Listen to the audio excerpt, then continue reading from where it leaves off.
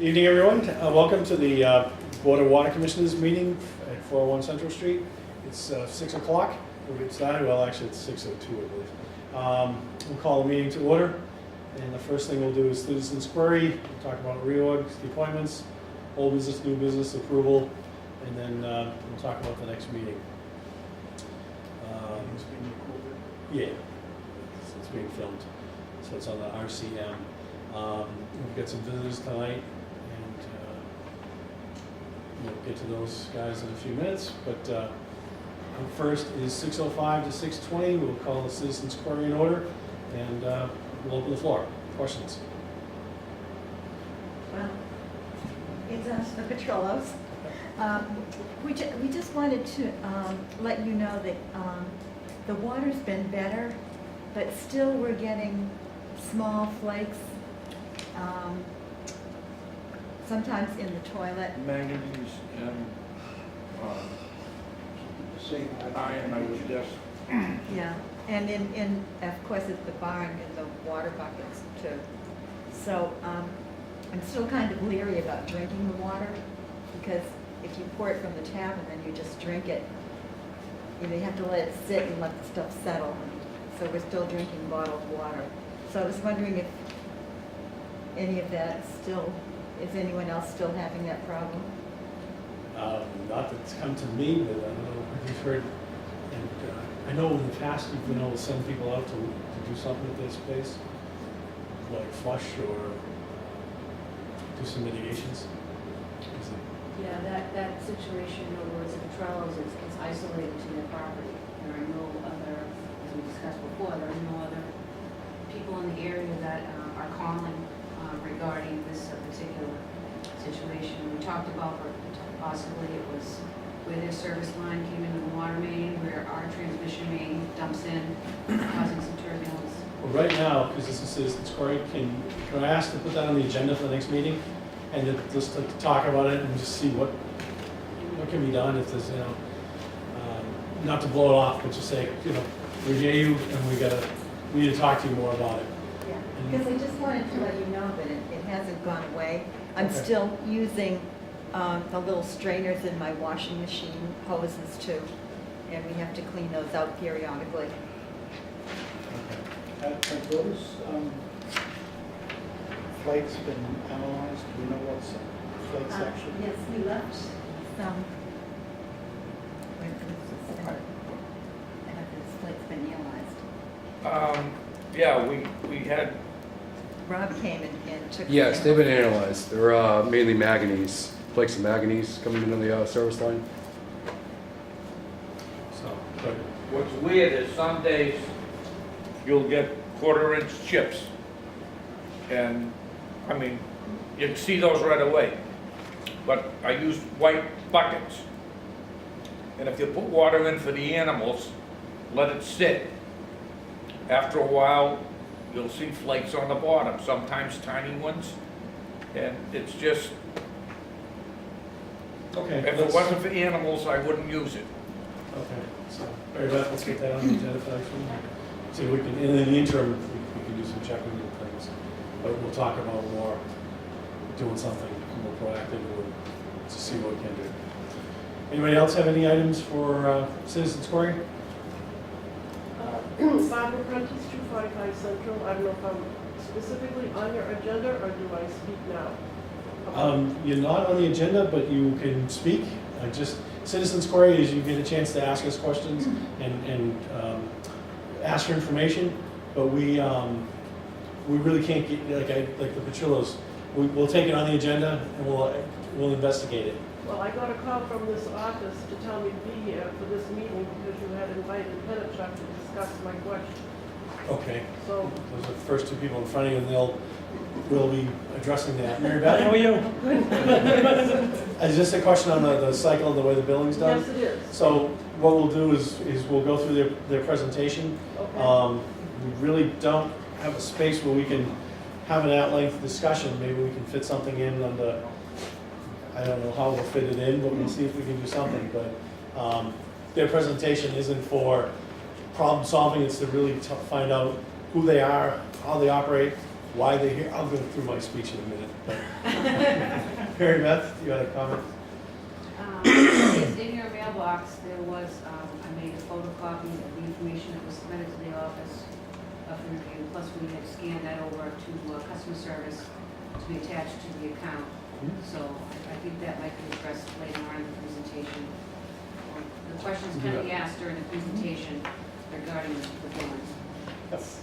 But I will, okay. Ms. King will be glad to answer. So we're not gonna get into a Donnybrook, but we'll have some open discussions. I'll put it that way. So any other questions during citizens' query? So our guests tonight are Tara and Bernie from Pennachuck and also Patrick O'Neill from Tater and Howard. So just, did I miss one? Oops. Thank you. Got rolling along on my agenda fast there, but I'll finish that. Those are the people who will be up after this next one. On the board, Bernie just was elected this year, and it's just the best practice to make sure it's open and above, and to do a reorganization if the members so wish. So do we want to do a reorganization, or we're good with the status quo for a little bit? I'm fine with the status quo at this point. Okay. Why don't we just make Mr. Cullen clerk and call it a night, keep the rest of the day out? Okay. Is there a motion? I'd like that motion. I'll second. What are the responsibilities of the clerk? You sit in that chair. By default, you're the clerk. So there's only three chairman, vice chairman, clerk. There's only three spots. So this is a title without any responsibilities? Usually. Well, if one of us is out, you'd be like, you'd step up to the next spot. If like I was out, Mark would be chairman, you'd be vice chairman that meeting. It's titular. If there's a difference, if it's a title that makes the difference, I'm fine.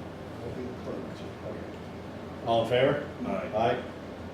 Opposed? I'll abstain. Okay. Go for yourself. Okay. We all do it ourselves, so. Yeah. And the reason, this might seem a little odd, folks, but, in past, sometimes the boards get together and they just ram things through. There's no discussion. And so, with Bernie being new and Mark relatively new, it's good for everybody to have a fair and equal opportunity. And everyone's good with this. At any time, people could ask to have a reorg put on the agenda, and I would never take that off, and would entertain those discussions when the board member wants. We're only three people, so it's important that we get along, or at least communicate.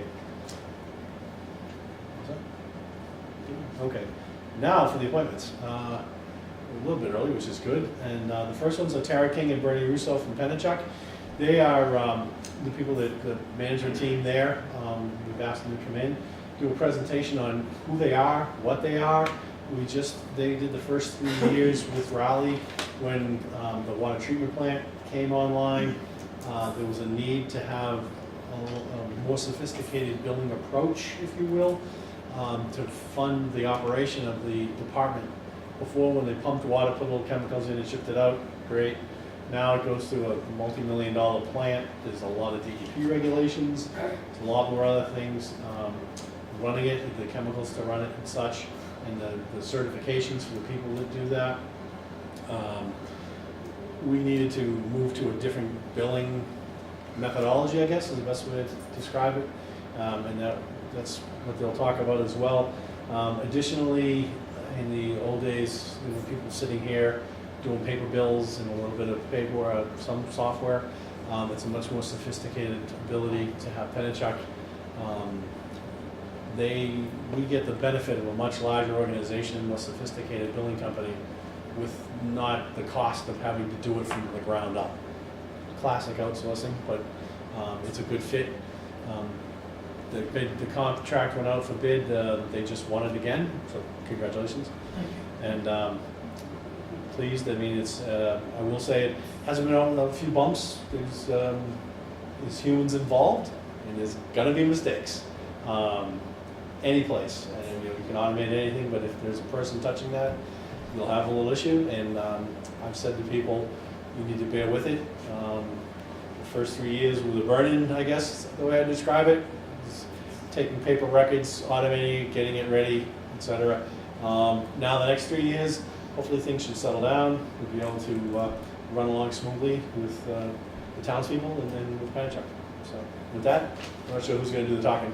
I'd like to do an open, Mr. Chairman. Do you want me to approach, or how do I? Whatever you're sit here? comfortable with. Yeah, you Yeah, can sit. is- Whatever, should I if you want to, whatever you like. Is it all right if I face Absolutely. the audience? Thank you. First of all, I'd like to thank Mr. Manning, the chairman, and the commission, and Mary Beth for inviting us here. As John just mentioned, we are very, very pleased that as of April 28th, we executed a 3-year agreement to do billing, collection, and customer service for the town of Raleigh. We are thrilled with that, and we really, really appreciate the opportunity. Our main mission here this evening is to review our billing process, because basically that's what we do here. Our thrust here, like I say, is billing, collection, and customer service. I want to introduce, of course, myself, Bernie Russo, Vice President of Pennachuck Water Service Company. My colleague here this evening is Tara King. Tara is Revenue and Customer Operations Manager. Did I get that right, Tara?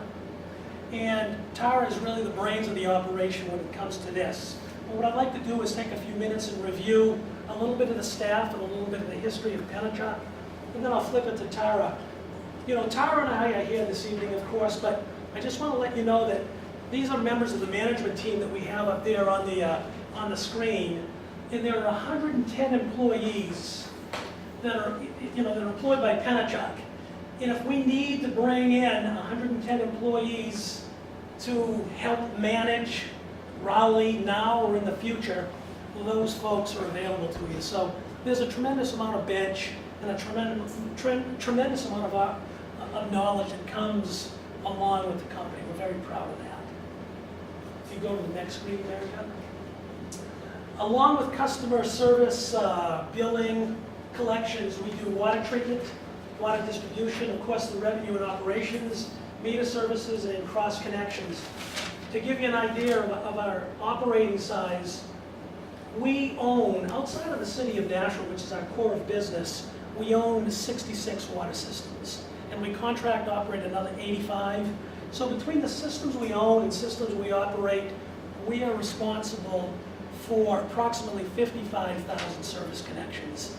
Probably the closest full contract operation that we do are your neighbors here to, I guess, would be what direction is that? To the north, to our friends in Salisbury, where we do everything. We do billing and we do the day-to-day operations, and have been there since actually 2001.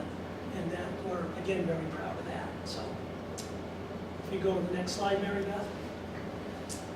Those are just some of the folks that are represented in our distribution department and treatment department that are certified in the state of Massachusetts. Those folks are not involved in the day-to-day at this point.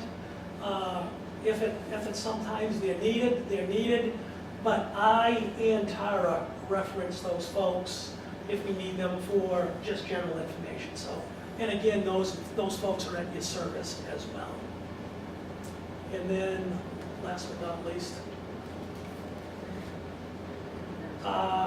after that quick review, unless there are questions, I don't know if you want to do them towards the end, Mr. Manning. We can take questions now or at the end, but I think what I want to do, like I say, is the crux of the matter this evening is customer service, billing, and collections, and I'd like to introduce Tara King to do that. Hi. I don't want to see it. No, I don't need to see the screen. I kind of know. Hi, I'm Tara King. I manage the Revenue and Customer Operations Department. Basically, we're about 18 people who do billing, AR, customer service specialists, and cross-connection management. For the town of Raleigh, we do the call center, so we've got customer service specialists who are answering the phones from 7:30 a.m. until 5 p.m., Monday through Friday.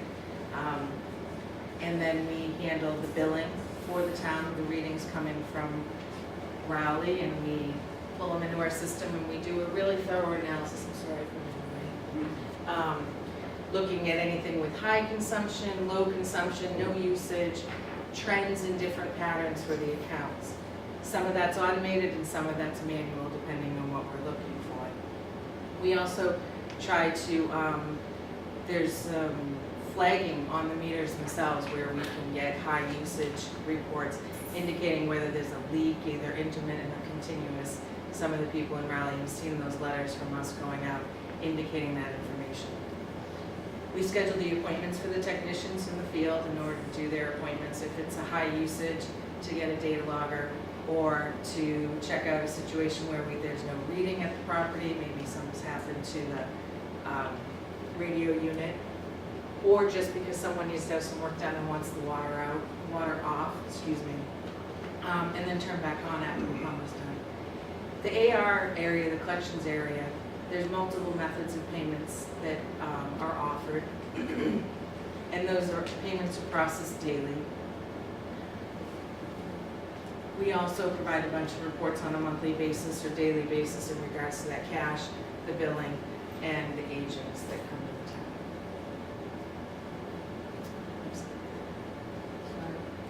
One of the things that's come up in recent, I think it was a couple meetings ago, was looking at your meter reading schedule. And there's a couple different options. If you look at here, the slide on my right, I guess. That's basically what's happening now. So the last Wednesday of every month, the meters are being read, which causes a swing from 28 to 35 days because you've got 13 weeks in a quarter. So when you start to look at it monthly, you're gonna, at least once a quarter, you're gonna add an extra week in one of those cycles. One of the options, there's a couple different options for changing that. One would be to read consistently every 4 weeks. But what that does is create a pattern where you're not consistent because eventually you're gonna be the 3rd week of the month, the 4th week of the month, the 2nd week of the month as you keep going every 28 days. The option that I have listed here is actually picking a day of the month. So being either the 1st or the 29th or the 5th. I used the 1st as an example in this, where basically, other than, excuse me for a minute, if you look at this first one, it's 37 days because that's where you're gonna end up moving because you're gonna make a switch. And then from there, it becomes pretty consistent between 29 and 31 days, depending on a weekend or a holiday and where you have to move out for one day. So that's an option that the town has, the water department has as far as the reading goes, and making the switch in reference to some of the concerns of the fluctuation from 28 to 35 days. In most cases, that swing doesn't affect people, but when you have a block rate, so you're inclining, that's really where it becomes an effect. Do other people have struggled with this across the space that you work in that have buildings similar to us? A lot of people have billing similar to you, that they're billing monthly. They're doing it on that. Typically, it's not the day of the month, it's the week of the month. In our own systems, we do too. We swing from 28 to a 35 days reading cycle. It's an issue with monthly billing if you're going to pick a week and not a specific day, or numbered day instead of a calendar day, right? But unless you have a block where it's escalating for different or declining, either inclining or declining block, it doesn't matter because eventually you're going to get billed for that usage anyways.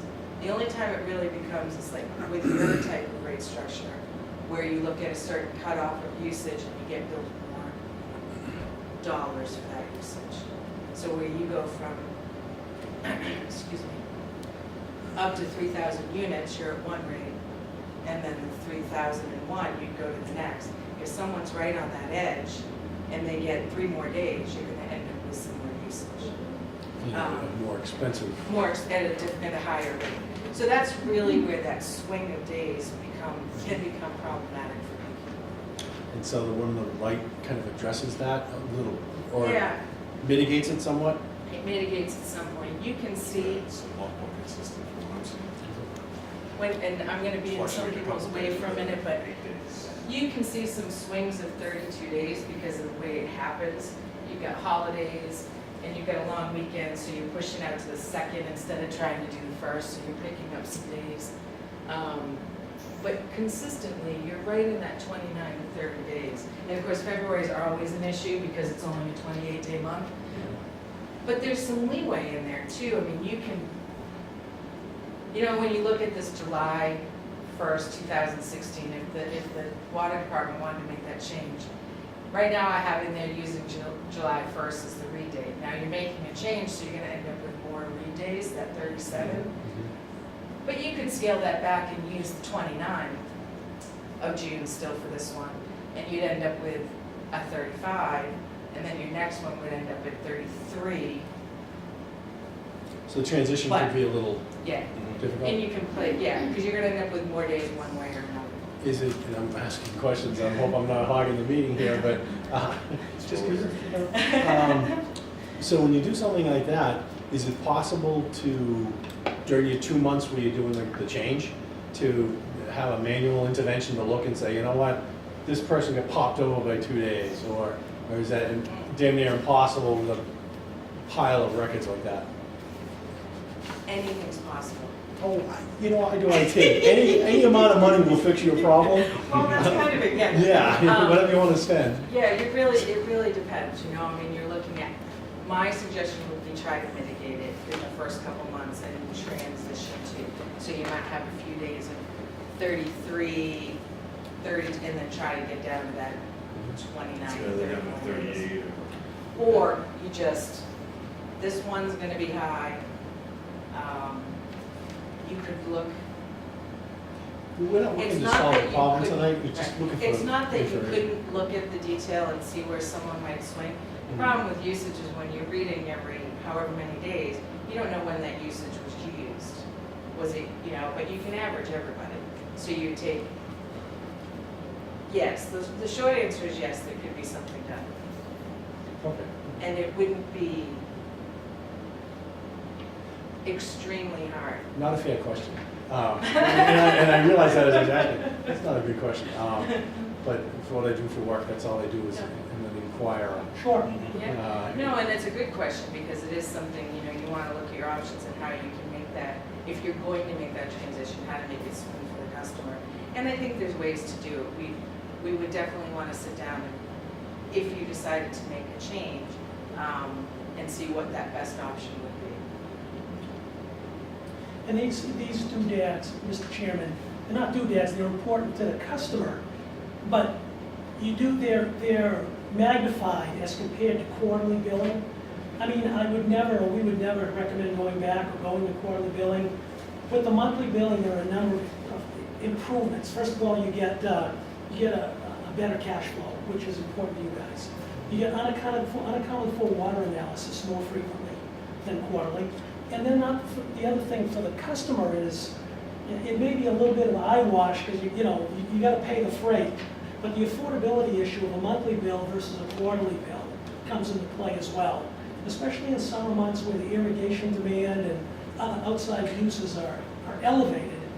The affordability issue comes into play. So, and it's more seen to the customer, right. So you see what you're using. You know, if you go 3 months and you're irrigating, you don't really know what that amount of water is, but when you see that first monthly bill in the summer, you go, oh, I might not want to turn the sprinklers on every 5 minutes, right? My sprinklers on.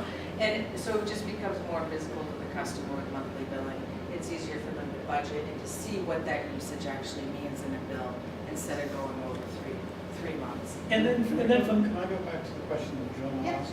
And assuming that other towns, other water systems have step increases in their bills? None that I work with, and very few do.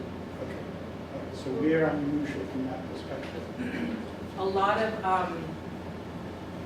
of towns haven't gone to that yet. And one of the pushes with Mass DEP, New Hampshire Department of Environmental Services as well, anybody who's looking at conservation issues is actually going to be pushing not only districts into monthly billing as opposed to quarterly or biannual, but they're also going to be pushing people towards some kind of conservation rate, which is what you have. You know, looking and encouraging people to watch their usage to get that reduced bill, because the money is what's going to in a lot of cases, encourage the people to conserve. You're going to see far more of that going forward across the board everywhere.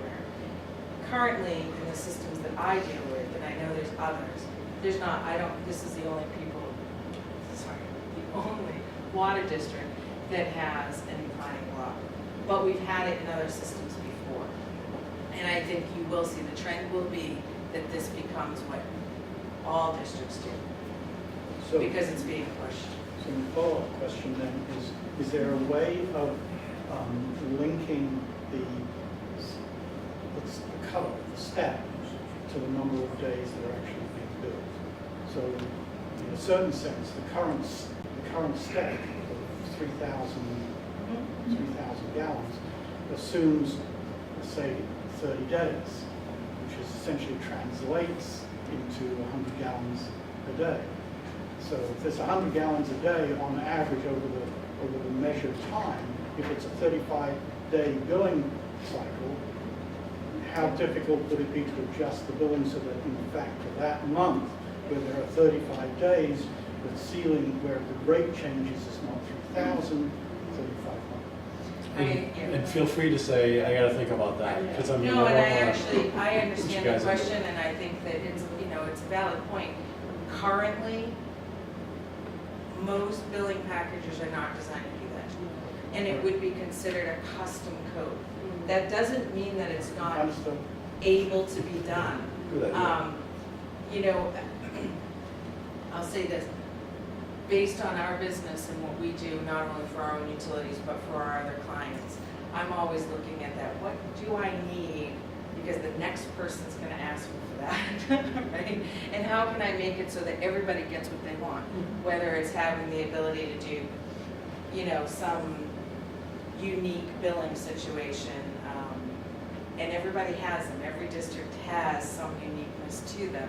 So it's a great question, and it's something that I have started to look at, and what would be the best way to be able to build a code that would do that. But currently, right now, especially our packages, and a lot of them do not have it. But it's something that I think, as this gets pushed to have the conservation rates and that inclining block, you're going to see more and more people wanting to have that type of code. I think I've got 2 more slides. Any other questions on that? Well, I dropped off a few sheets with copies of our other utility bills in town, mainly the water department, electric and gas. And they seem to do the 30-day monthly billing. They pick a date of a day. And no one really has gone over a 32-day reading, which is what you're talking about. Yep. And that makes sense. And even credit card companies, it's every 30 days. Why are we talking the 5th Wednesday in a month? That makes no sense. It is a standard practice in the water business to pick a week of the month. So whether that's the 3rd week of the month, the 2nd week of the month, to keep on a regular schedule for their customers, not only for their reading, but for their bills. But you're taking a district, an industry that went from bi-monthly, biannual, quarterly bills, now everybody's going into monthly. And again, the majority of the customers, it doesn't affect them unless there is that rate difference, the step block. The others don't have a block rate that we have to fit. So the electricity is you just pay for what you're using, and for us it's conservation, Right. conservation driven. Right, yeah. So it's, it's changing in the industry as far as how things have been done throughout the years. I think that like I said, we're gonna see more conservation take rates. We're gonna see more districts making changes to be able to keep their dates similar from a month-to-month perspective. Do you have a follow-up question? I lost it. I'm sorry. Oh, I'm sorry, was that my fault? What I Larry. was gonna say, There's another question while you're thinking about that. Is that the gentleman right there? Yes. So just identify yourself for the audience. Larry White, 108 Central Street. I'm also the chairman of the Finance Committee. I hate to be the guinea pig to go to a different proposed system or so, but let's just say that we went to the one on the right and we have a 3,000 gallon tier, that people are gonna complain because there's 31 days and they went over that, 100 gallons or whatever type of a thing. One way of also looking at how to solve the problem, rather than trying to fit it into a particular schedule, if you reduce the tier from 0 to 3,000 to 0 to 2,500, you've eliminated that problem. 0 to 3,200 match up the days. Well, and we'll say too. 3,200, yes, but we'll say if we're on keeping the present rate and the 35 days or so, you're gonna get complaints from people anyway, even with the 31 or 32 days down to 28. People are going to be on that margin. And I don't know exactly how many people fall in those particular margins. You're gonna have people right on that line who now, Right. because No it's matter where you're- because it's only every third month or every fourth month that they go to 35, they've been staying at that, 28, and now they're going and they're getting the extra at 30. Suffice to say, if we were to change anything, we'd work with Pennachuck and do some and have them do some analysis and some what ifs, and we'd look to see how we could, mitigate it for the 90-10 rule. And we have the reports that look at how many people are in each block and where they fall in that block, that you probably want to look at that analysis. I remember my question, I think before you into the tiered system was a flat rate across the board, no matter what you used for gallons, wasn't it? Yes. Am I wrong? Yes. Yeah, it was just twice a year too. That's right. We went from twice a year to quarterly. But that, again, I'll preface my original comments, that water was just coming out, a little bit of chemicals and out it went. It wasn't going through a DEP regulated facility. Oh, I think monthly billing is better than getting it every 6 months, because you can budget that more if you have to. Yeah. You know what's coming. My complaint is it's going beyond a 30-day read, and we've already shelled out another $50 because of that. We could pay another month's bill. Okay, so I think from a board standpoint, I got your note, and I knew they were coming in and asked them to talk to that. And that's something we'll put on as an agenda item going forward, to look at and work with Tara and Bernie and Mary Beth to see, and the board, what we can do. I mean, yeah, I think it's terrible that people are getting bumped up and then having to take a hit. And what's the best way we can address that? And I'll say, into what Tara said, someone's gonna be unhappy, and I think Larry said that too, but if we can keep that to the fewest amount and try and manage it as tightly as possible. And I will say conservation is a good push, because we 2 years ago flipped out toilets. You say 10,000 gallons. Oh, yeah. Wow. I was Yeah. surprised. Sure. Yeah. 10,000 gallons. Well, to their point too, from a personal standpoint, I had a toilet, it was brand new Kohler. It's only 2 years old, and the gasket failed, which I didn't know. And I got you've used too much water, and the boys weren't home from college. And my wife was like, she waved it at me and said, check. No, everything's brand new. And sure enough, I went through and I checked, and it was, $40, $50. I mean, but still way out of whack for us. So I said $11 flapper cost me $30 a month. And I'll tell you, toilets are one of the worst water hogs if they're leaking. And I know Mary Beth has a bunch of stuff on the the Raleigh Water website, but our customer service department, the reps can walk through any kind of leak detection with you as well. And they kind of do a water audit and ask you a lot of different questions. And I'll tell you, like 80% of the time, it's the toilets. And nobody even knows that they're running in the house Right. until you see that water go. But there's some checks you can do on a regular basis too. I just got a question. Why couldn't you just pick a certain day in the month and read it every month on the day, no matter what? Like the 15th of the month? Yeah. It's the second. That's what we're talking about, Yes. the second option, the new option. That day. But how do you end up with turn out to 33 be a days that Sunday. way? Or Because if it falls on a Sunday or a Saturday, then you need to push it, and typically you try to push it to the closest, so let's say the first fell on a Saturday, then you'd push it to Friday, because you want to pick the closest day. If it fell on Sunday, you'd move to Monday, so you might have an extra day or two, and then you'd have a less day. And if you've got a holiday in there, then it can also push it. The only real one you're gonna look at around the first would be your New Year's Eve, or New Year's Day. And sometimes depending how the fourth falls, I mean, it depends on what day of the month you pick. But if you're picking the first, it's typically just that January. Wouldn't it be just simpler to do it on the day, whether it's a holiday or not? Pay somebody to come in and read it. It'd be better than listen to everybody bitch. That gets I'll let you expensive. take that. Well, I think some of the guys that, or guys and girls that do that would love the overtime, but I think I'd have trouble getting that by the FinCom in our budget. Yeah.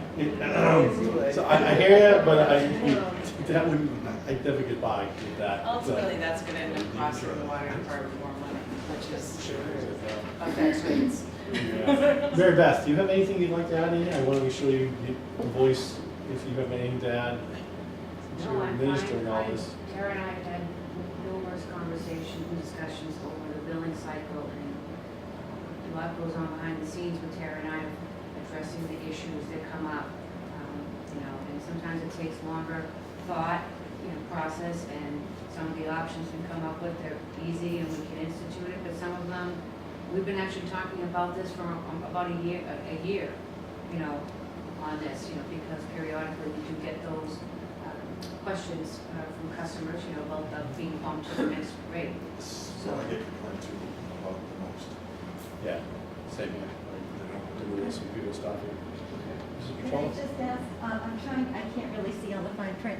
You're Why is welcome it- to walk up. Go ahead. Why is It's- that it's first rude. billing date in July 37 days?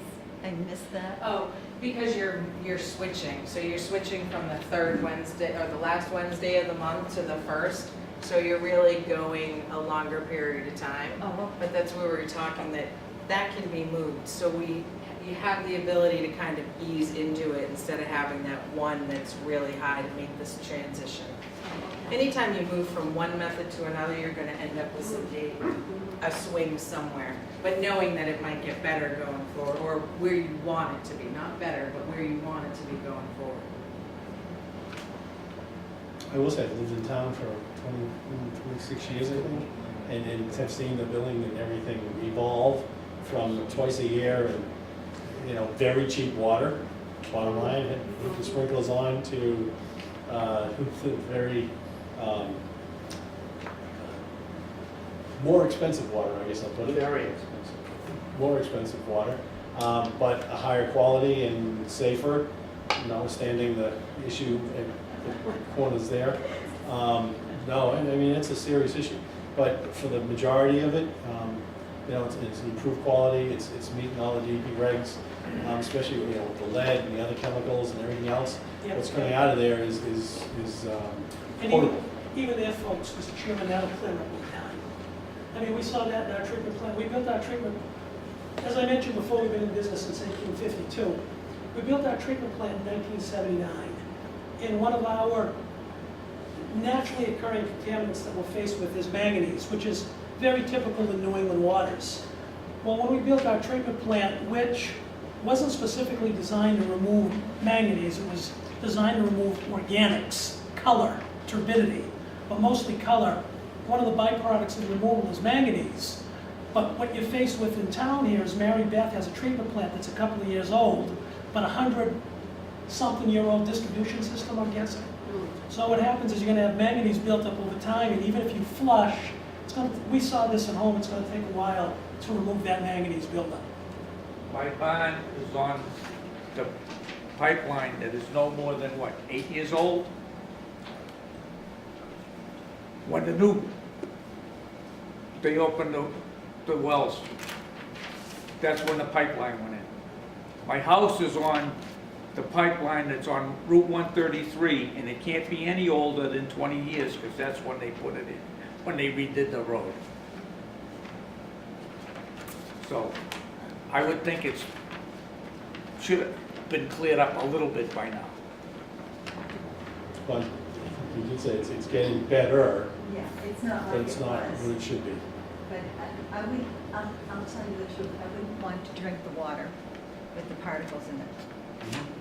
And it's too bad, because Well, we'll keep working on it. So there's just 2 slides here, and they're kind of a review, just to wrap up really quick. This is just more of informational. This was actually inserted in the January water bill. It was something that Mary Beth and I had worked on. At the time, there were a lot of questions about payments and how they were handled, how the water bills were handled and how their payments were handled. So this is just kind of a little overview, but basically it repeats some of the information we talked about, that the meters are read the last Wednesday of every month, the bills mail out on the 10th or thereabout, because if that's a Saturday, we mail them on Friday, same type of thing.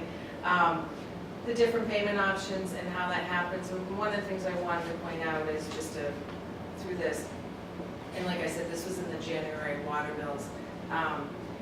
When the payments are received here at Town Hall, each payment is stamped with a date. So although it might not be processed by Penachuk for a few days, because those get sent up to us, those payments are always processed with the date that the payment was received first. So whether it was here or at Town Hall. There's been some confusion at times because people know they made a payment on Monday and the bill was mailed on Thursday and that payment wasn't in that bill. But it does get posted towards there. So if anybody ever sees that, it's really, hopefully a quick call to kind of check to say, what's my real balance? Because that payment was there. We've done some changes to that where Mary Beth's office is now overnighting the payments around the due date of the bills so that we can get them, expedite the process a little bit more and hopefully to reduce that before those bills are mailed. I must be a real dinosaur. Is that next to the bottom one? Take the amount due out of your bank account? I'd kill somebody if they did that. Now, see so that's something that you actually sign up for. You have to, and it's very specific. You actually have to fill out a paper form. You can't do it electronically because those are ACH rules. What you do, you ask them to say, and what happens is your bill will come to you and say, on the 31st of the month, this amount will be taken out of your account. And a lot of people like it because they don't have to think about it. They just write it in their register and it's done. But that is an option that's available. The reason I don't agree with that stuff is the Bank of Bangladesh just lost $81 million in a heartbeat. And nobody really knew about it until they happened to notice that it was missing. So was that your bank? No, but it was in Time magazine and it was one of 3 and 2 of them managed to catch it. And it's all international, And that could make my money disappear. Cybercrime is ever present right now. The one other thing I wanted to mention from this slide is just the town of Raleigh does, keep saying the town, but Raleigh Water does have an option available to do payments online. It's a great option for people. The payments that are done there will get posted the next day, and that's through either an ACH with your bank account or, do you guys have a credit card option? I'm not sure, I don't think so. I think it's through your bank account.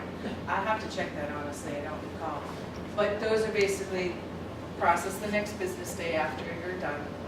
It's not a live system though. It's basically the balances get put up there once a month.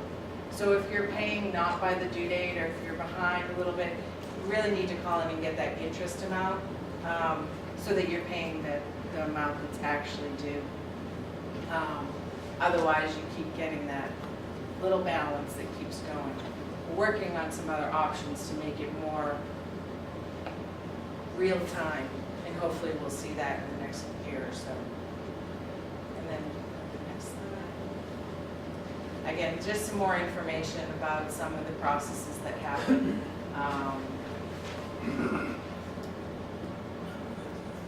I'm not gonna go through each one of them, but we do look at, you get your discount of 5%, as long as it's into us by the due date of, whether it's here or at town hall, or in the hands of Penachuk or online, by the due date of the bills. Oh, that is my fault. Any questions? Quick question. Yes. You said that when it gets, like, you send it in Mary Beth sends it up, it's stamped for the day. What if you send it in the mail? What day is it? The date that we receive it. Not the date that it's stamped. Postmarked? No, postmarked. Correct, right, no. I the just date want to make it's that received. clear, so. Correct, yeah. So your advantage is to put it in the box out here. If you're, If you're If close. you're close to the due date. Yeah, put it in the box here, you'll at least get, you know, credit versus the 3 or 4 days you get. Correct. Or online. Yep. And I think, I'm telling you, it works very well. Yeah. and it's important, I think, to the folks here, the folks at home, to understand that this process is policy that is set by the commission. Penachuk, of course, adheres to this, but we did not establish it. It's established by the commission. And, we take our response, that we take the process, the job very seriously. So we don't deviate from the process unless it's authorized by the commissioners. So I think it's important for folks to understand or know that. Yeah, we have the policies and procedures, and Mary Beth's done a great job getting a handle on all that. Yes. And so that we don't, quote, make it up as we go. Right. I'll leave it Trying at to that. be consistent. Well, so people have a foundation that they can rely on. They'll know these are the rules of the game. This is the way it's going to happen. They can appeal to have things changed, and we're not draconian. We'll listen, and if things need to adjust, we listen and try to. We can't act quickly because that's public government, but there's a whole process that has to go through, and we try to listen and take action as we need to. So I have a question. What mechanisms does Penachuk have for gauging customer satisfaction in general? What mechanisms do we have?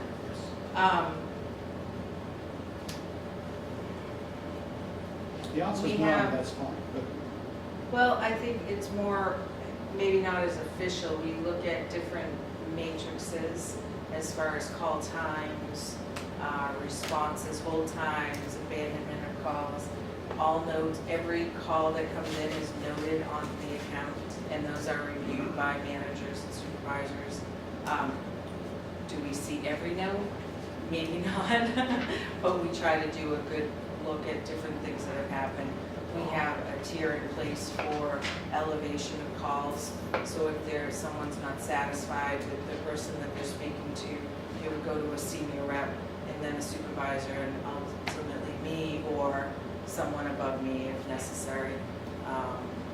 Or here, in this case with Raleigh, it would come to Mary Beth or to the board.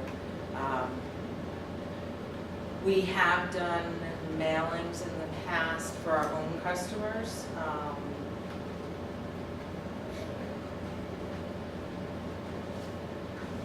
To see, and very specific questions, looking at certain things, trying to make sure that certain things are being handled. Not typically a really good response on that.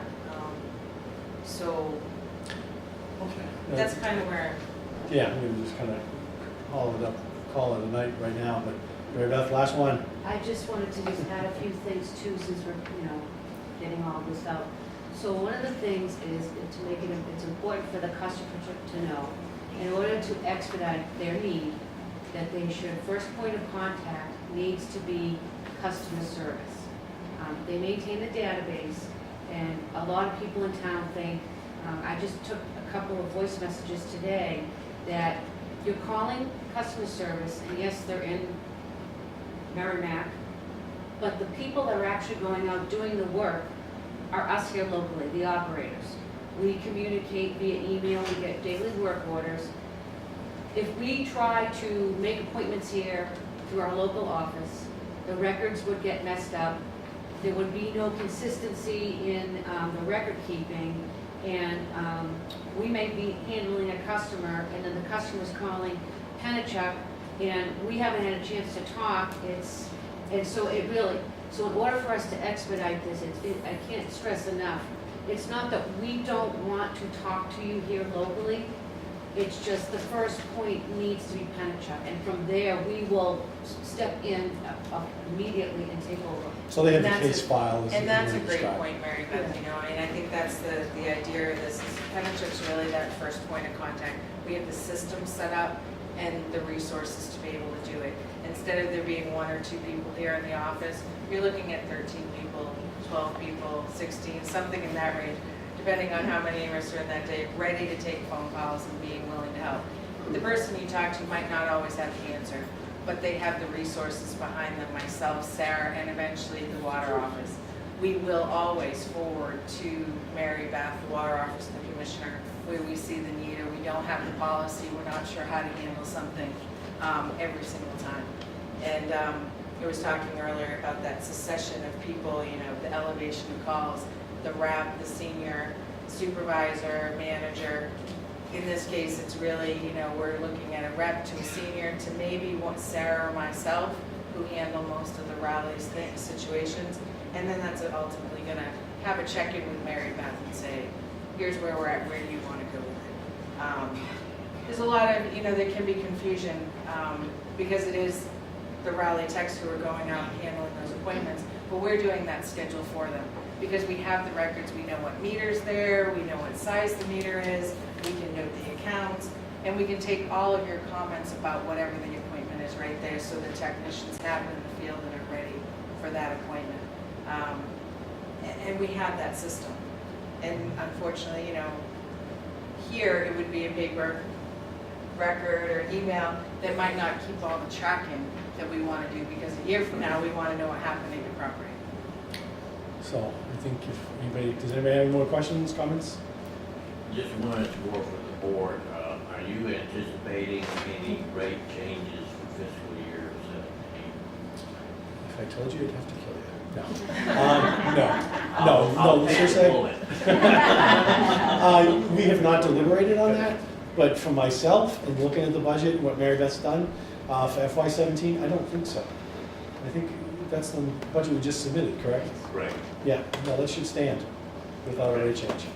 So just that the audience knows that any rate changes would be for July 2017 at the earliest. Fiscal 18, we would Fiscal make 18, any I'm change. sorry. Right. Yes. Yeah, oh God, yeah. Right, so this is not a short-term fix, so to speak. You mean just Changing the rates. Oh, well, it's not so much the rates, it would be the calendar with which it's applied. So the rates really wouldn't, the rates would stay stable, and that's one of our goals through 2018. The way we administer it, you know, we'll put that in the agenda, we're gonna talk about the administration of it, but the rates will be stable. No anticipation of changing the rates. The way it's applied, perhaps. We're gonna look at that and work with Penachuk. Okay, well, that'll affect your budget, supposedly. Well, that's one of the things we'll look at. We need to figure that out and just say, and if it's adverse, we probably would not do that. I mean, there's a million different options, and I could sit here and just make it up as I go, but it's without having the facts and doing the work, it's all speculation. But no, we don't anticipate raising the rates. Any consideration if you change the rate to increase the first tier from 0 to 4,000 gallons? I couldn't even comment. You know what, I'd love to be able to say, I have no idea. Honestly, I'd be lying to your face if I gave you an answer other than I have no idea. Honestly, I don't know. But it could be considered. Well, Consider anything, yeah, I think, absolutely. I think in reality, just the way the economics work, the accounting works, if that first step goes up, then the rate attached to that first step will sneak up a little bit as well. Right? So in order to generate an equivalent level of revenue, you've got to do that. So I think when we get to talk about it, I have some views on the step and where it should be, et cetera, as well. I think we have to recognize that the rates are essentially designed, the steps are designed so that we have enough revenue to pay for the costs of the running of the plant. So we don't get freedom really, we've got to pay the bills. And so that's the primary driver. How the algorithm is put together might change, but the output is still gonna be the same pile of dollars generated. How that gets done, that's open to, you know, yeah, discussion, absolutely. Do we have any else, comments, questions? All right, I hope we've given some people some insight and some answers and some direction. And I really want to thank Bernie and Tara for coming in and facing the public. Well, it's a great unknown, so I mean, it's a lot to do. And hopefully we have a lot of people watching online that can see it and understand it, and we've answered some questions. And I've heard that term thrown around, prior administration transparency, but it's always good to let people know how we do it. And there's no mysteries, it's all public records. And you know, Citizens Query is for just that. If you're wondering how the heck do they actually do something, you know, get the question to us or ask. But again, So going forward, are we going to seriously change the date of the billing cycle? we're going to talk about it and just see what the effect we'll model it and see. So yeah, we're going to look at it. That's one of the things we'll put on the agenda, and we'll model that and look at that. Absolutely. So, thanks, guys. All right. Thank you. Thank you. Thank you. Thank you. Good to see you. That's good.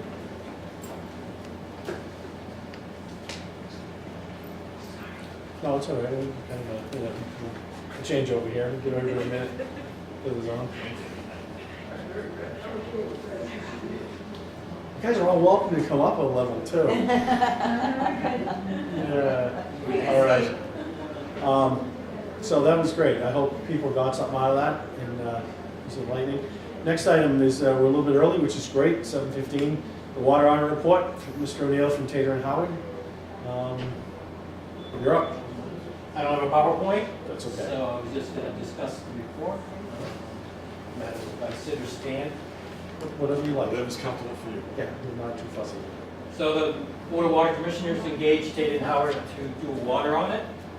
Water audits are required by the Water Department's water management permit, and that's a result of the performance standards in the permit, one of which is a performance standard for unaccounted for water, which is set at 10%. So that based on when we started the study, we were using the 2014 data, because that was the last full year of data for meter reading. During that year, as reported in the Water Department's annual statistical report that goes into DEP, the unaccounted for water, by their calculation, was 32%. So it's well above the 10% performance standard. That was as of 2014? Yes, Yeah, okay. in the ASR. So that in itself is problematic, because you're coming into a permitting season with your water management permit, and if you don't meet that performance standard, that causes other issues in your permit and drives other work that DEP might want to get down to that standard. I'll jump ahead a little bit, just so you're not panicking. Since then, based on the 2015 annual statistical report, the unaccounted for water is down to 9.2%.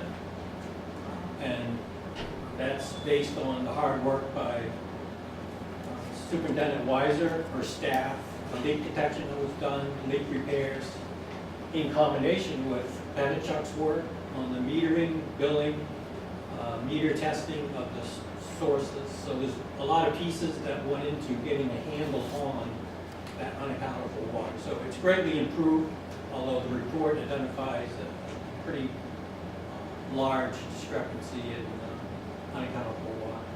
At that 9%? At 33, based on our data for 14, but it's down to 9.2 based on 15. So we would actually say we're compliant to 9.2. Correct. So that's a good thing. That's a great thing. So as part of the audit, DEP looks at kind of the gross unaccounted for water. You have water pumped from your sources, which is metered. You have Penachuk's metering of customers. And then you have what happens in between, leaks, firefighting, flushing. That's all unmetered water that you have to try to account for. I know Mary Beth has a very good record-keeping process now to keep track of how much water is flushed away. It's not metered because you're just opening a hydrant, so you have to document it based on how hard you fill the hydrant, time it, log it in. She does correspond with the fire department for their activities, whether it's training or a fire, to log that, to get a better handle on that piece of it. That's why you've done better. The new standard now is what is called the American Water Works Association M36 standard for water audits. And they look at it a little differently than DEP's former way of just calling it all unaccounted for water. This is a little graphic that can help explain the components.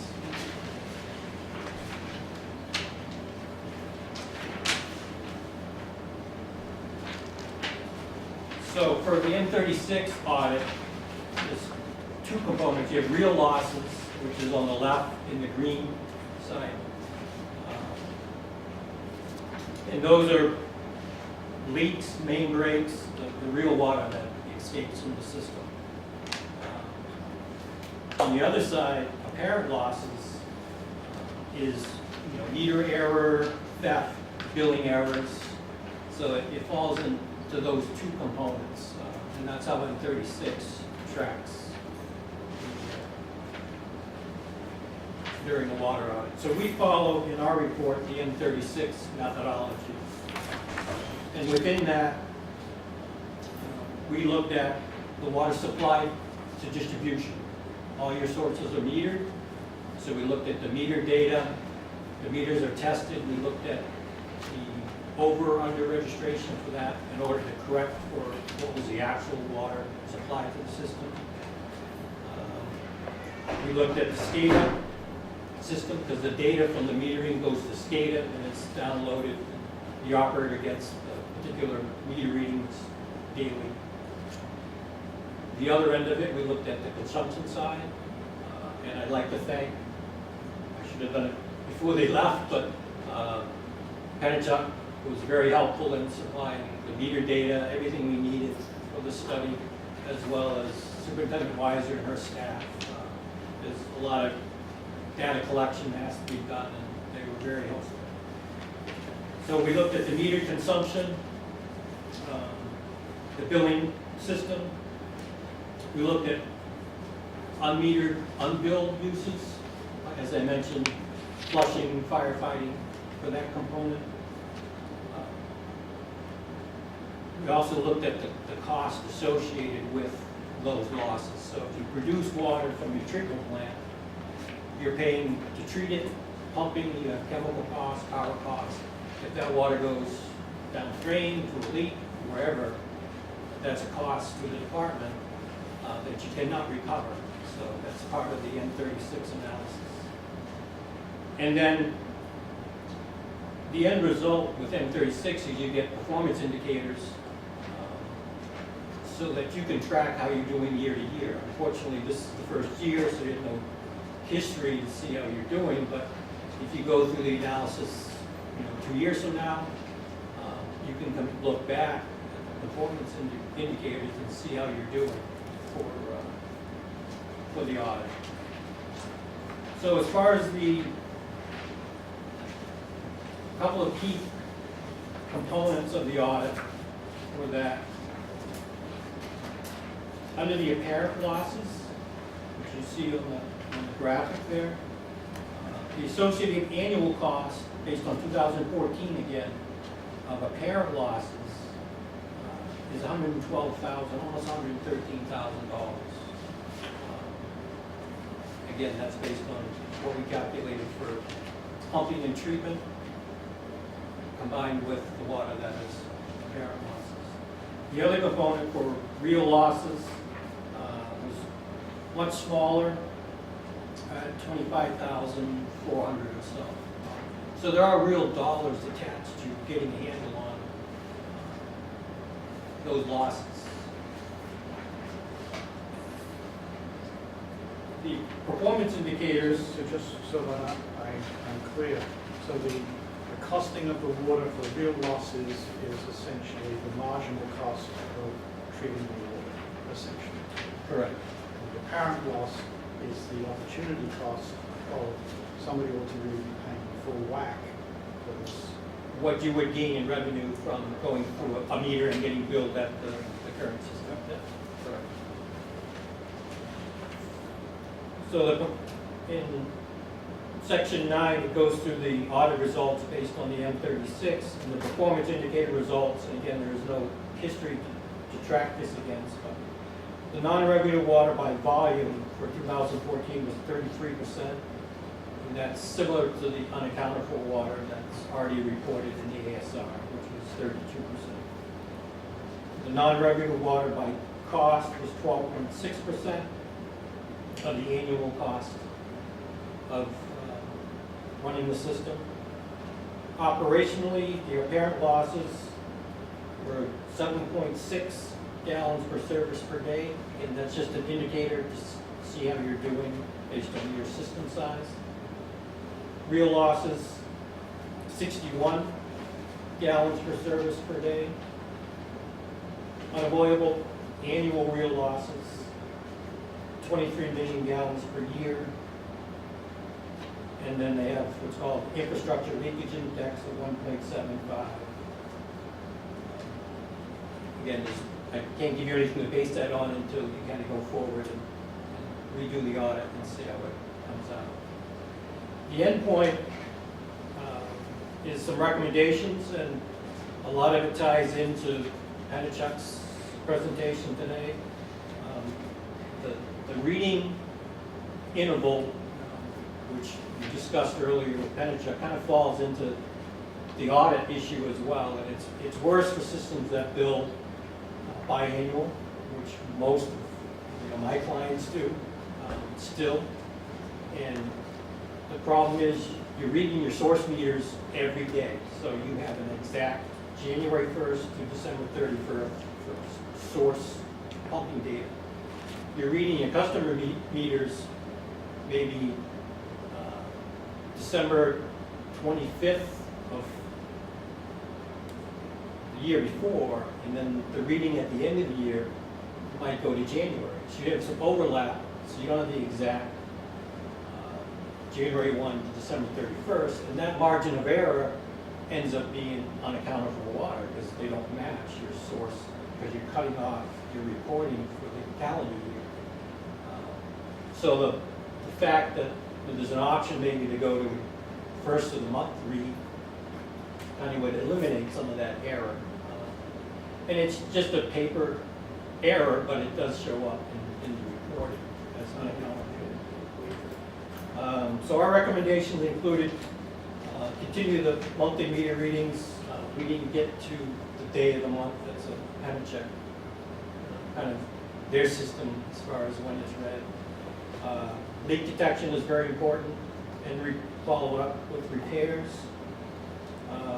Continue to use GIS more aggressively in identifying your system assets, main size, materials, leaks, breaks, to track that component. So you could target future capital plans to address mains or infrastructure that's giving you that unaccounted for water or leaks or breaks. Tracking all costs related to system operations. Superintendent Weiser has a very good handle on the budget and the costs now through the work she's done. So Patrick, let me just slow you down a second. So from the water production pumping side, we know each day how much water is produced. Penachuk knows how much water is actually billed by the day or just by the 30 period. What does the meter actually? They're reading once well, whatever their schedule, once a month, basically. But they're collecting data continuously? No, it's just once a month they collect the data. So how do they detect the leak? That's when the meter holds on that information until we forward it over to Penachuk once a month. Oh, that's fine.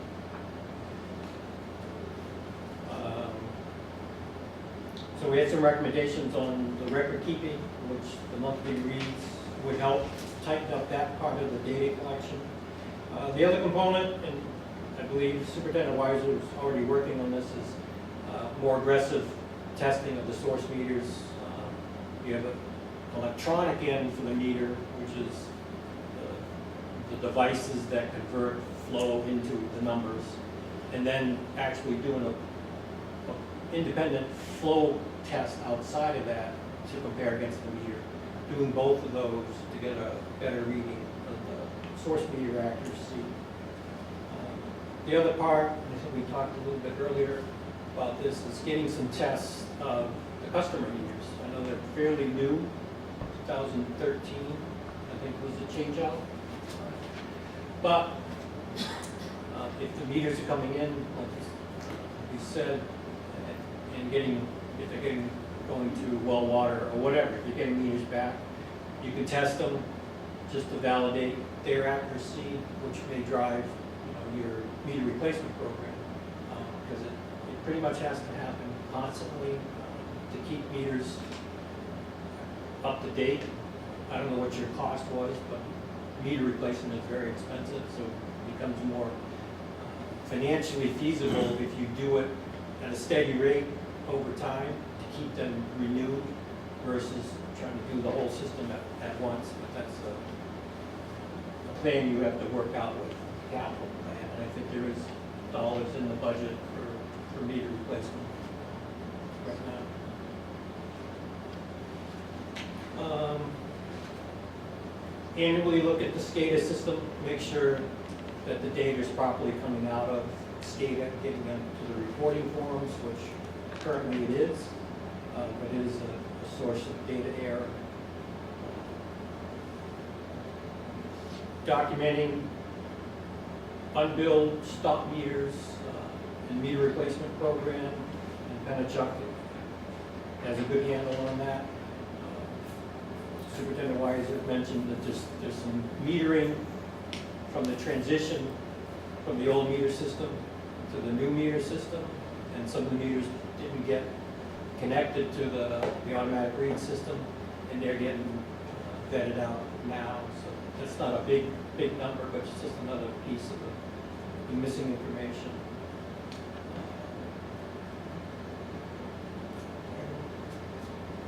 That's kind of where it's at.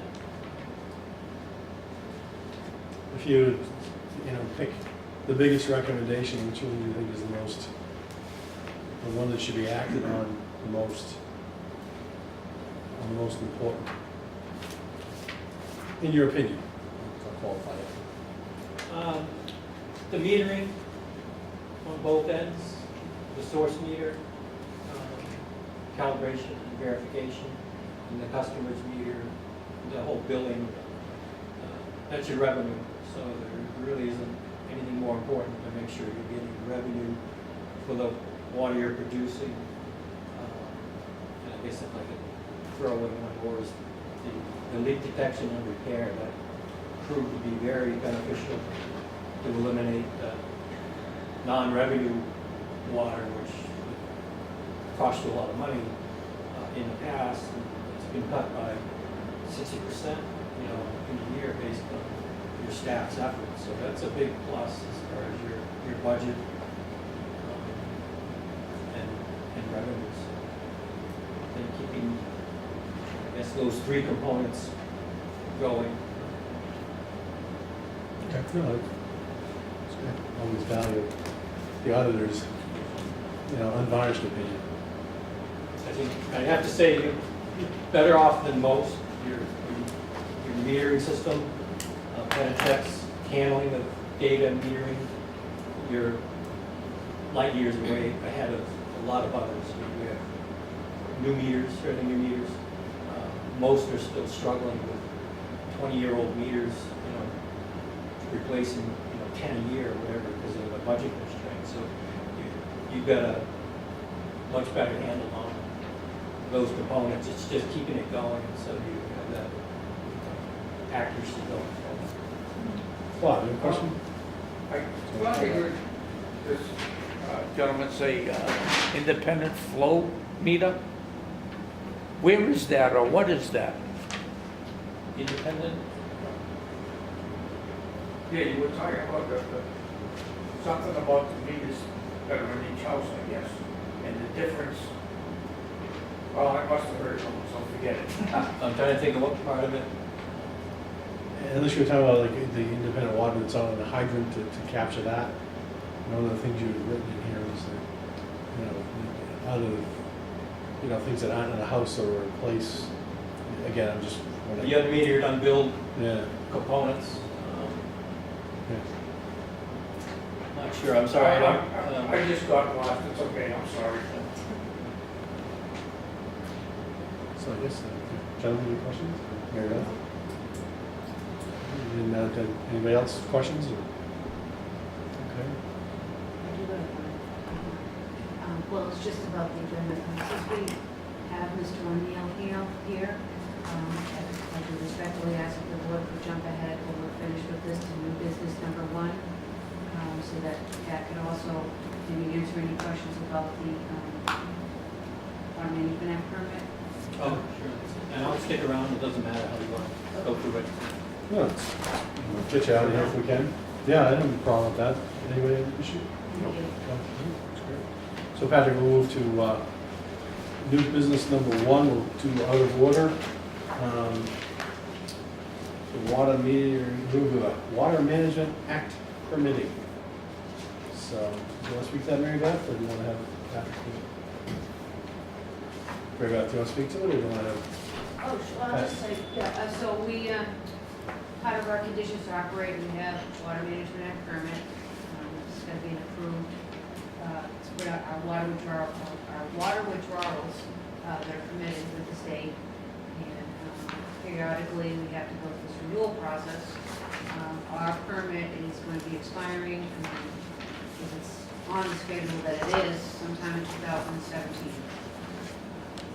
And so in order to do that, there's some preliminary work that will need to be done to get gear up for that, so that we have a report that satisfies everyone that gets submitted to the state.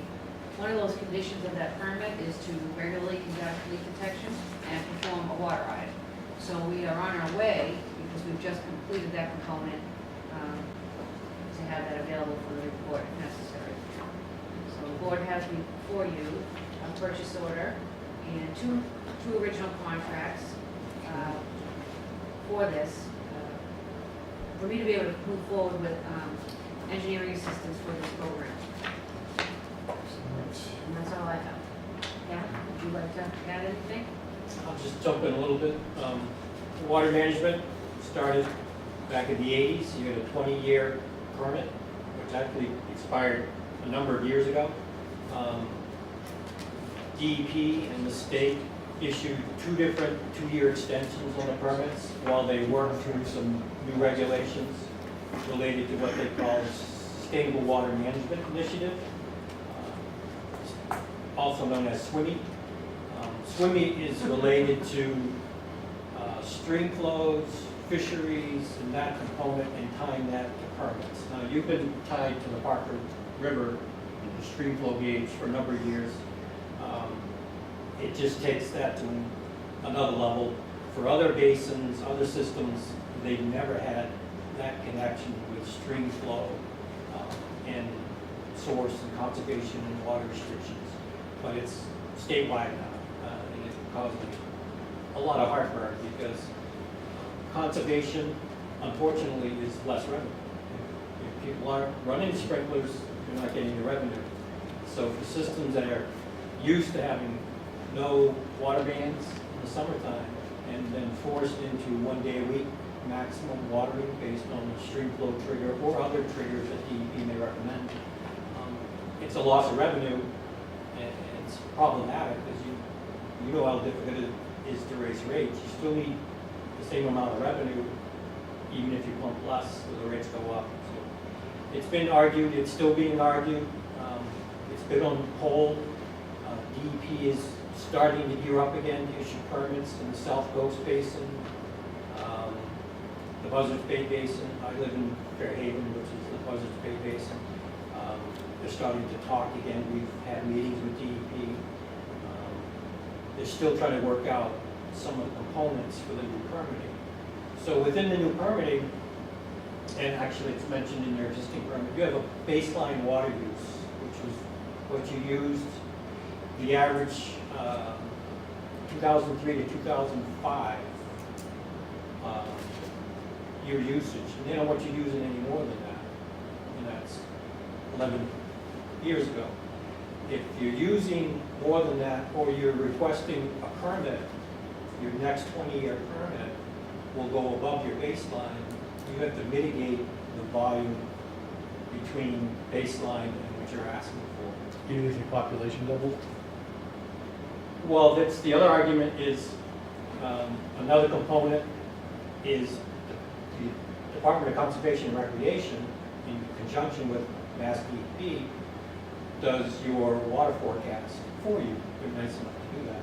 Well, in all cases, in all the other basins, the forecasts have gone down and the permit numbers have been cut. And there's been argument, okay, I got a 40B coming in, I get this development, and you might get a little more water than what they initially recommend, but in almost every case, they've been cutting permitted volumes back. That's one of the arguments that will still come up for your permit, because DCR has not issued you projections going into the future. So that's kind of the first step when they get to this basin, and that should be coming up by the end of the year. So going forward, you have to mitigate if you're over baseline, and mitigation can involve a lot of stuff: stormwater infiltration, dam removals, a lot of components that in general cost money to mitigate. One of the components we're pushing for with DEP is land purchase. The water suppliers purchase more land and protect it than almost anyone else. Or if you have a CPA account in town, so you're probably purchasing land with that, or helping to purchase lands for open space. We're trying to get DEP to provide credit for that, because that land is now not developable. So it reduces water demand, because that can't be a house or a subdivision. Right now, we don't know what credit DEP is going to give for that component against the mitigation component, but we're working on that in some of the other basins. The other piece is minimization. DEP's evaluated, you have the big basin, which is the Parker River, big area, and it's made up of smaller basins as watersheds that DEP's defined. And for each of those, they evaluated the groundwater conditions and the fisheries component, and they rated them 1 to 5. And if you're drawing water in one of these minor basins that are a 5, which means they're stressed, they don't want you to withdraw any more water from it. So they want you to minimize, so you either transfer that withdrawal to another source, if you can get it to another subbasin that's not a 5, and come up, you have to do a desktop evaluation, I call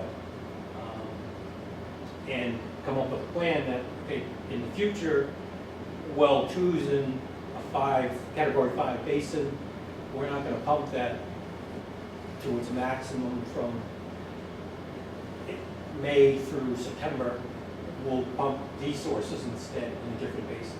And you have to come up with this minimization plan. So we could be in a world of hurt when they get through with this. You're not the only one. Yeah, everyone's going to struggle with raising rates because the revenue will go down. You've been on pretty serious conservation for a while, I think, anyway. You're 1 day a week, nothing 9 to 5, or every day. Every day, no watering, no outside watering from 9 to 5, mandatory water ban, But you can water every day? before 9 AM and after 5 PM. So you will, because the new regs is 1 day a week, nothing, and on that day, it can't be 9 to 5. So like 1 24-hour period, you can't do it. So, So do you have any sense of the water basin or the aquifers that we're drawing from? Are they threes, fours are they and fives.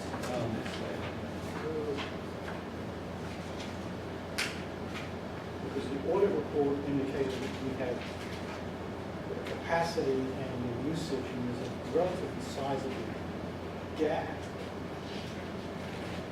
if I read the report correctly, between what we're capable of pumping out of, what we're allowed to pump out, and what we're actually reading something. In the audit report? Capacity-wise, Yeah. yeah, you have more capacity than you're allowed to pump.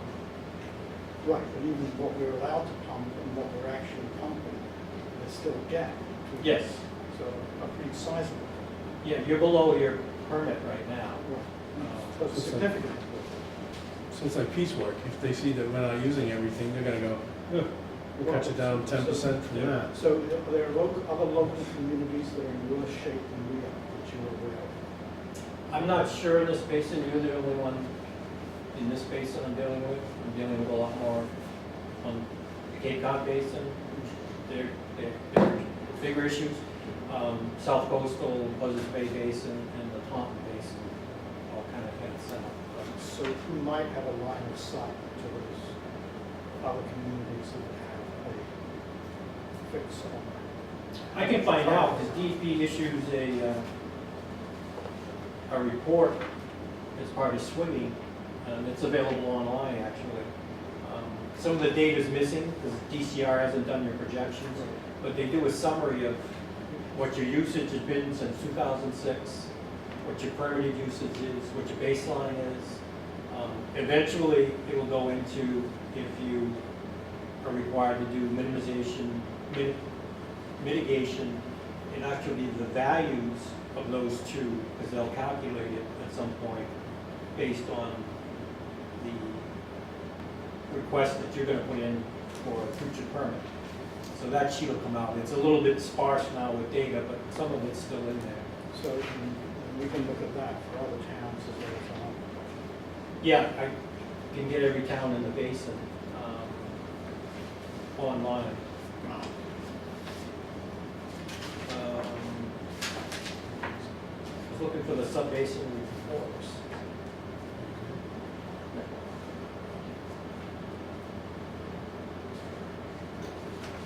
Don't have it. But my memory serves me correct. The three sub-basins, they're numbered 21, 055, 058, and 059. Were all 4s and 5s. The biological category and the groundwater condition categories. I just would have to go back and look and see what of your wells are in each of those basins. It's getting very complicated, and the fact that DEP has put it off again is because there's been a lot of pushback from the water suppliers. Mass Water Works is doing a lot for the public water suppliers with DEP to try to push back on some of this because of the cost issue. The governor said last year all new regulations would be evaluated for their cost benefit, but the water management permit kind of snuck out November last year with the new regulations and didn't get caught in that legislation that the governor put forward for a cost-benefit analysis for all new regulations. So Mass Water Works has been pushing to get that cost-benefit analysis done because it's a financial impact on all the water supplies going forward. All right. Short story. No, good job. Any more questions? Ernie? Mary Beth? Anybody else? Okay. Let me get you back to Fairhaven. That's a long ride. But thank you. Thanks for your time, I appreciate it. Obviously, any questions anytime, just let me know. Yep, no, that's good. Chairman Bannon, did the board sign the purchase order on the contract? And any contracts too. Thank you very much. Do we need to vote that contract? Yeah, you might want to just. Make a motion to approve. Seconded. All in favor? Aye. Opposed? So, we Thank you very much. voted on and approved, we signed it. So, back to, the agenda. Nice graphic, by the way. I thought it'd be helpful. Yeah, no, that's Yeah. that's a heck of a nice graphic. Somebody needs to change the colors of the print screens on the board. It's very difficult to read. I tried to go in the office. Are you and high up scan it for visual acuity? What is that, in the appendix? Yeah, The font? yeah.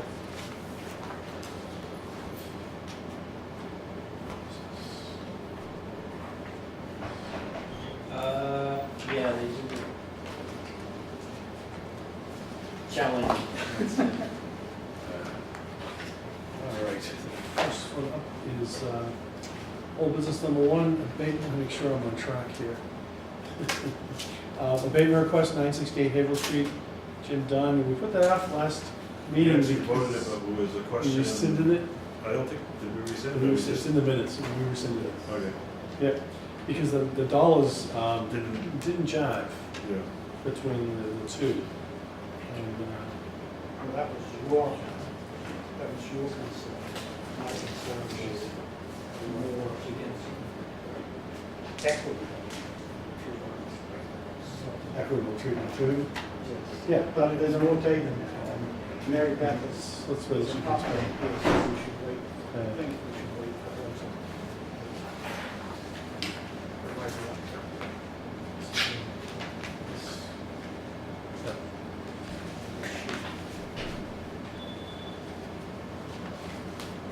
Oh, wait, we want to do the minutes? Yeah, sure. We'll get that over with. Well, yeah, Mike. I will skip When I forward read to them, I didn't see any problems. I went through them and I didn't have a problem either. I read them before the meeting. I read them when they came on the minutes.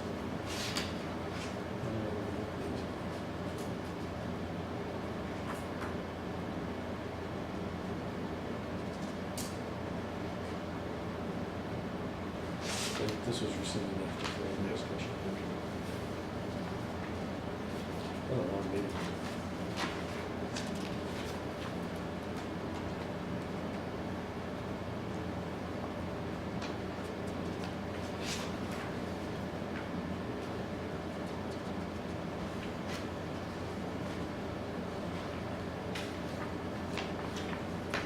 I'll make a motion to accept them. Maybe that's the change. I don't. Do you want to second? Second. All in favor? Aye. Opposed? No, passed.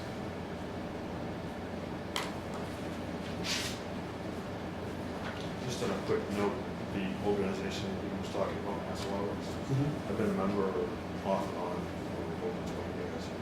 And it's a good organization to belong to.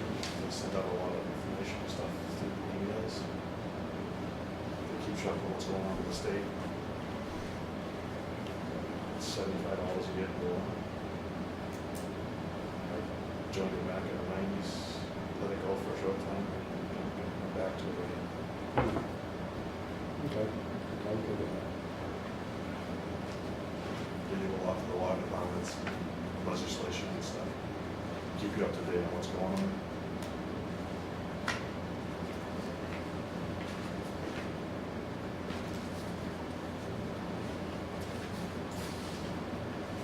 Hey, Katie. Want to tap the glass and tell her to go on in? Not that she likes to talk a lot.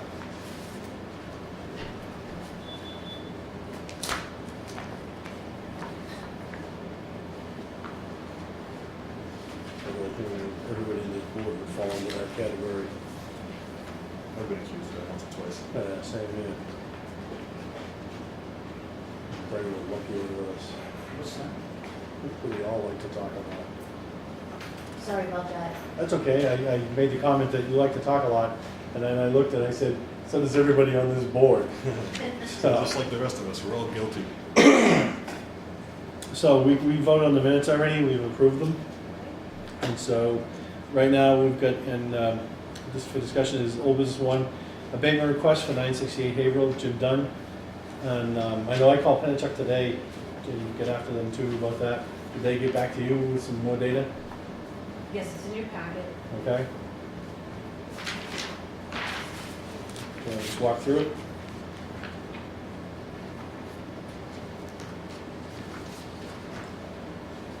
So had they made a math error? Mary Beth? I apologize, I did not have time to review this. This came in late this afternoon, and I was by myself running the office. Staff was away at training, so I quickly scanned over.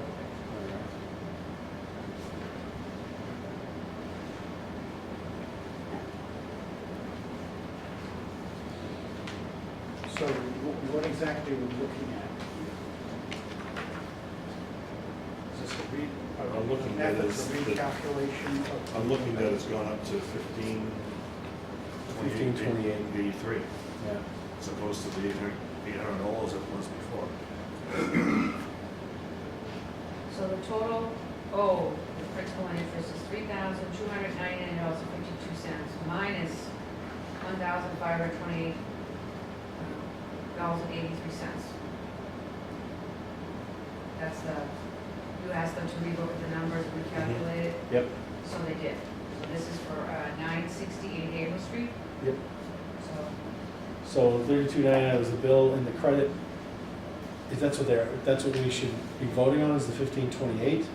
yes, Okay. bank account, For what? 1528.80. Yeah. That's more in line with the other ones. Yeah, I just want to make sure, since we do have them right here. And this one is 800. Yeah, so that was the question, because they were both at 800, and one was twice as much. Yeah, it was longer. Yeah, okay. So. And, I mean, we could discuss this more, but I think there was, culpability isn't the right word, because that's more blame assessing, but between our records, his failure to check, and his failure of his real estate person, I don't think we own this 100%, but I'd be more comfortable, splitting the, relatively splitting the difference. At the 1520. I'll make the motion for 1528 83. Well, I think there's some other points to kind of make sure we're paying attention to. One is policy, my understanding of the existing policy on billing is that if somebody is 60 days delinquent, action needs to be taken. So this kind of storyline at least intrigues me, because it extended over an extended period of time. And in essence, the water could and perhaps should have been turned off before the leak actually occurred. When did the leak occur? In December. It was continuous leak letter mail on the 17th of December. And shut-offs don't shut off in the wintertime? Correct. So it wouldn't have been shut off. And There's a period in the No, wintertime. I mean the bill hadn't been paid anyway, so. Because it wasn't And going to the and right that's my place. point with the going time with the property being split and our records not being up to snuff. Yeah, it was probably going to someone, and if it wasn't their property, they threw it out. I mean, there was enough to go around, and yeah, I know what you're saying. This is quite a tale, but I think that, again, I don't think we would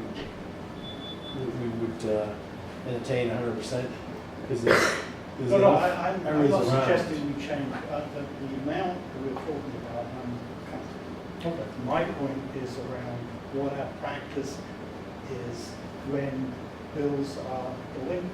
And at what point do you actually trigger affirmative action when you can't contact anybody, the bills aren't being paid? What do you do? Well, we do have a process We do have a now. process, but that process doesn't happen in the wintertime, No, this is, which the I bills believe were, the bills were. starts in November, The bills doesn't it? didn't get paid in, if I understand the records correctly, they weren't paid in May, June, July, August, September, October, November. So these bills were unpaid for an extended period of time. Is that, that's how I'm reading the data. Yeah, and I think the records were not, that's where I'm saying that we had a record-keeping issue on, I don't know if it's us or Penachuk, but yeah, this thing fell between the cracks, it was a mess. Right, so it seems to me as though, sorry, go ahead. No, I was just, So it seems to me as though Penachuk needs to, if this is happening, they know it's happening, the bills aren't being paid in this, like 90 days, then something more affirmatively needs to take place, because we're left holding, essentially we're holding the bag, when we shouldn't have been holding the bag, because communication that should have happened to occur didn't occur. And the fact that they couldn't contact anybody is really neither here nor there. The turnoff is still in the road. It should have been escalated. Right. Yeah. so, since you last met, you asked me to look into this further, so in your packet, you have a very detailed timeline that came directly from the database for the customer. And if you look under the property for 968, at the time of conversion, when the water department transferred their records over to Penachuk, 968 went over to Penachuk as 970, and it remained that way.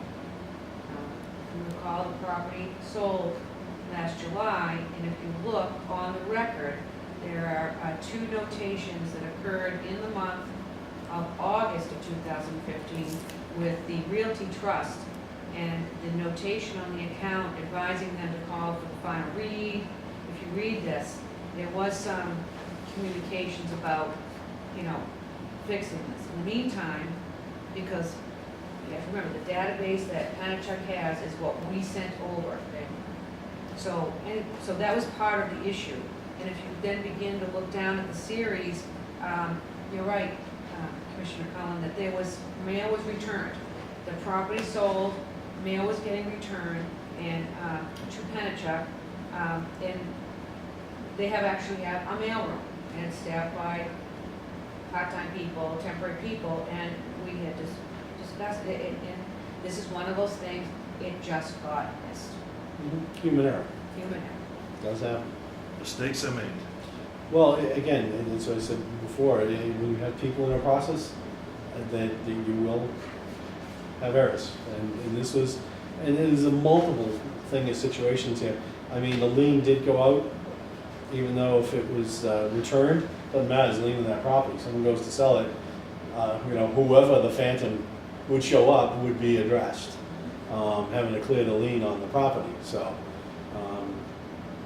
I think going forward, if I would expect that we wouldn't see something like this with the records.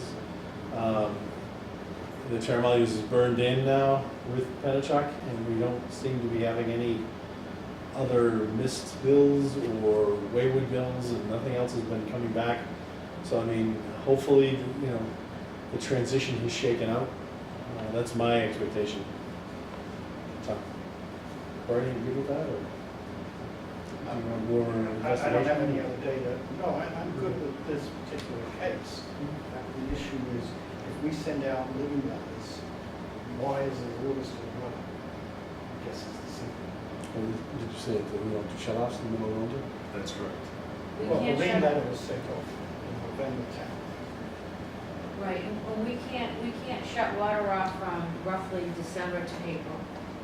This is 12/8. It's the law. Mhm. Just like the electric company, they can't shut the electricity off, so. The first lien letter was sent out on the 10th of November. I think it's 12/8. No, no, before, The lien the letter, line before. Yep. And if it, you know, it gets bounced back and forth and not answered, and then it rolls into December and boom, you're in the moratorium period. I mean, Okay, again, well, it's a- you guys, I'm learning by the ropes here, so. this was a mess. I mean, there's no other way to describe it, you know, and it was, This as is I the only said, solution to kill air. problems all around. And, so anyways, Mark made a motion, I second, and all in favor? Aye. All right, for the 1,528.83 to Mr. Dunn. okay, does he have water now, 968? He wasn't shut off. He has, as far as I know, he has the water shut off inside the property, but also you just need to keep in mind, he still has leaks on the property. So if he turns that valve on, he's gonna be wasting water. So he will need to hire, I mean, I don't know if the building's getting demolished, but he will need to call customer service, have the water shut off so that they can make the repairs. Because On the street. normally, under normal circumstances with an abatement, a customer has to provide proof of fix of a leak to award an abatement. Can you contact him when this abatement gets processed? And just leave him a note to that effect that you need to take some actions? Again, just because this is so out of the standard. Yes. Okay. So given that the bills were going to 966, 970, up to 968, which was the date, which was the address on the bill, is 970 getting 970 rear, which is the property behind 968, is that getting billed? I believe they have a meter pit, It yes. has its own water meter. Yep. It was listed at the conversion as 970 Havel Street, back lot. Are they getting a bill? Yes.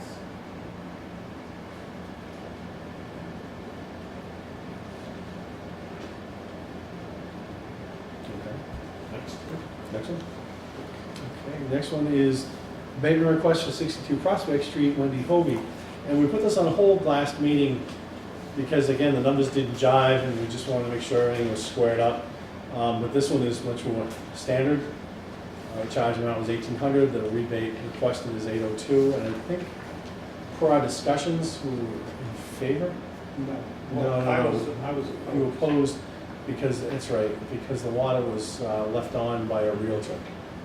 Well, the water was left on, it may or may not have been water, because I understand that the former occupants moved next door and were making use of the water for laundry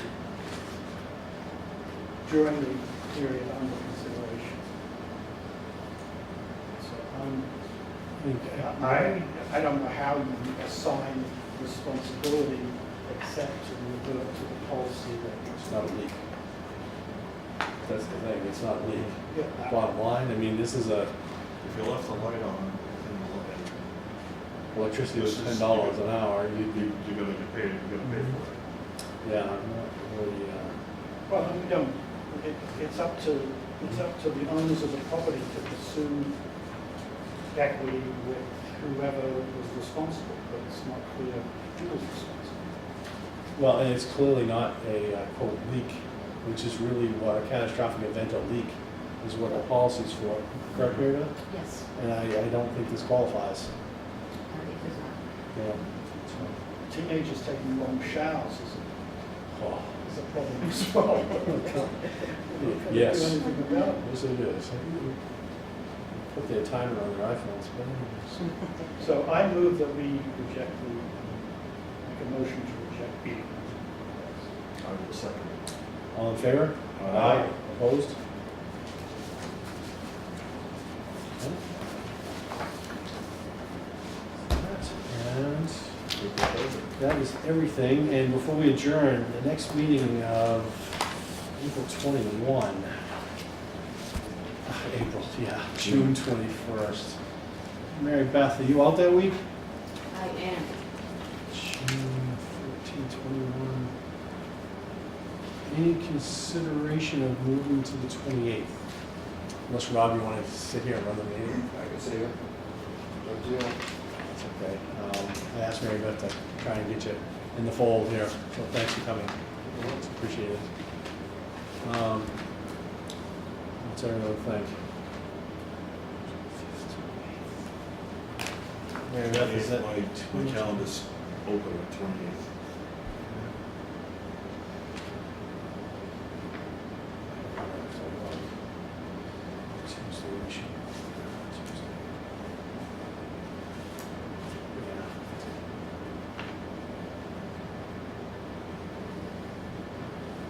Bernie, what would you think of doing it on the 28th? So we just make it the 28th, Mary Beth? That's all Yes, right? I'll just look, I'll let you know, as far as I can see, I think I have the day off. You It may don't- not be You on. don't have it on the official calendar? It may not be updated. Yeah, that's fine. And we can move it to 2016 as opposed to 2014. Oops, Ooh. wow, that's a real bad typo. We'll have to get in the DeLorean and do that one. Go with 88 miles I an hour. don't think anybody here wants to go back in time. You guys? Do we want to schedule anything for July? Or? We Um, talked about taking July off. There's a lot of time off in that July calendar, I see. If we can make that decision to 28th, I mean, unless there's something pressing, I certainly think we could take a hiatus for July. Call an emergency meeting if Mary Beth, don't hesitate if something needs to be addressed.